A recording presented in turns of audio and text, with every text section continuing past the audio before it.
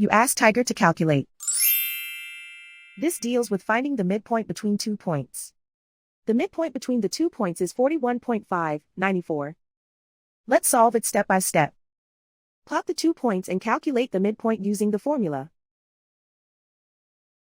The coordinates of point 1 are x1 equals 38, y1 equals 92. The coordinates of point 2 are x2 equals 45, y2 equals 96. PM represents the midpoint of the 2 points.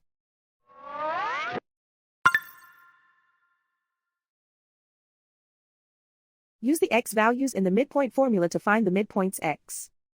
x1 equals 38.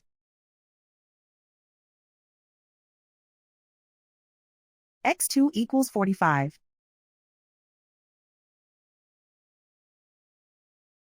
Simplify the arithmetic.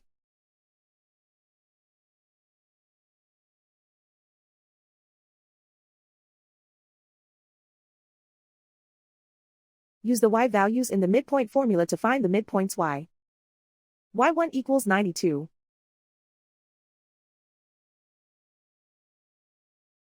y2 equals 96. Simplify the arithmetic.